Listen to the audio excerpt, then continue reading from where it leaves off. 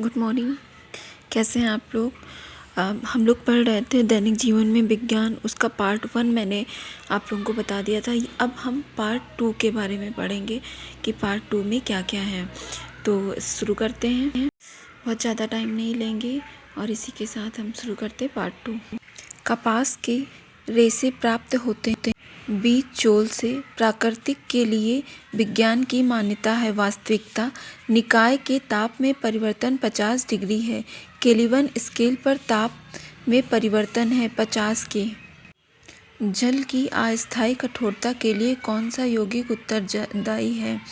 MgHCO3 carbon के बहुत अधिक यौगिक हैं क्योंकि इसमें श्रृंखलीकरण की प्रवृत्ति अधिक है। साबुन है उच्च श्रेणी वसा अम्लों के एल्कीन धातुओं का लवण। प्लास्टिक के विशिष्ट गुण हैं टिकाऊ, वजन में हल्के, अनअभिक्रियाशील। उर्वरकों में उपलब्ध फलों के लिए पोषण है नाइट्रोजन, फास्फोरस और पोटेशियम। शर्करा को अल्कोहल में परिवर्तित करने की प्रक्रिया नाम से जानी जाती। किण्वन मानव निर्मित रेशों में से कौन सा कृत्रिम रेशम कहलाता है? रेयान। घाव का फिटकरी लगाने में रक्त स्राव रुक जाता है क्योंकि फिटकरी रक्त को स्कंदित करके थक्का बना देती है। विद्युत यंत्रों में बेकेलाइट का प्रयोग किया जाता है क्योंकि विद्युत का कुचालक है।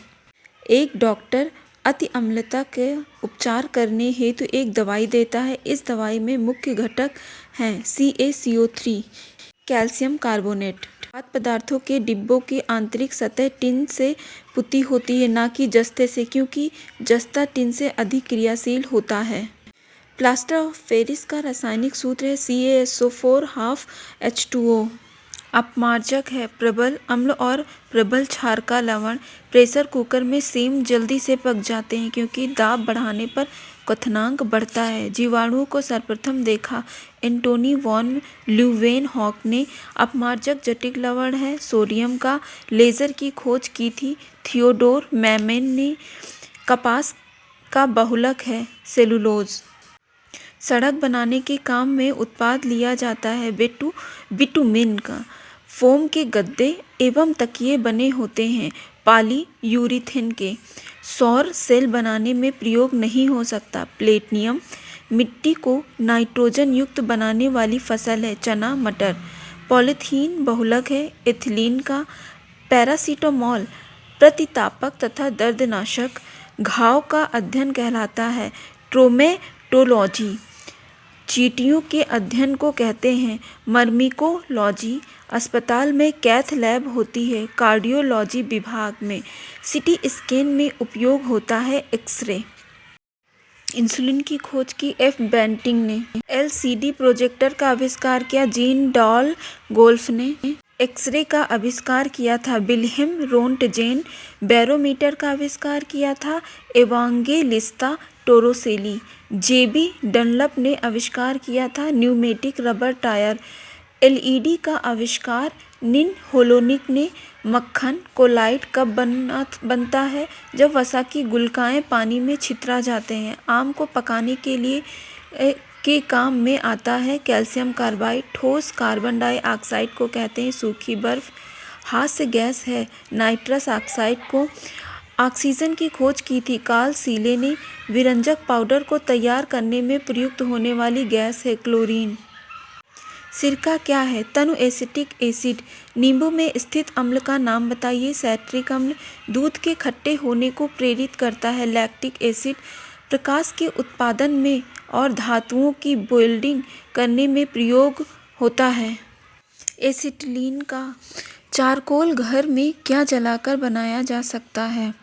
हवा की अनुपस्थिति में लकड़ी को। खाना बनाने के लिए प्रयुक्त बायोगैस मिश्रण है मीथेन और कार्बन डाइऑक्साइड का। अंतरिक्ष यानों में ईंधन को जमने में से बचाने के लिए प्रयोग किया जाता है ग्लाइकॉल। LPG मिश्रण है मीथेन और ब्यूटेन का। अमोनियम सल्फेट का रासायनिक सूत्र है NH4 अमोनियम सल्फेट। यूरिया का रासायनिक सूत्र है NH2CO। रेफ्रिजरेटर में सामान्यतः किस शीतलक क्यूलेंट का प्रयोग किया जाता? फ्रेयन। कोका कोला का आविष्कार किया था जॉन पेम्पेर टन ने भोपाल गैस त्रासदी में गलती से मुक्त हुई जहरीली गैस थी मेथिल आइसोसाइनेट। सोडा वाटर का आविष्कार किया था जोसेफ प्रिस्टली। जब कुएं से पानी की बाल्टी को ऊपर खींचते तो हमें महसूस होता है कि बाल्टी पानी की सतह से ऊपर भारी हो गई है। प्रेशर कुकर के अंदर का उच्चतम ताप निर्भर करेगा ऊपर के छेद का क्षेत्रफल और उस पर रखा गया वजन पर। एक व्यक्ति स्थिर जल में नाव में खड़ा है। यदि वह किनारे की ओर चले तो नाव किनारे से दूर बढ़ेगी। किस ताप पर पानी का घनत्व अधिकतम होता है? 4 सेल्सियस पर। जल का अधिकतम घनत्व होता है 277 केल्विन पर। मथने के पश्चात क्रीम दूध से पृथक हो जाने का कारण है अपकेंद्रीय बल।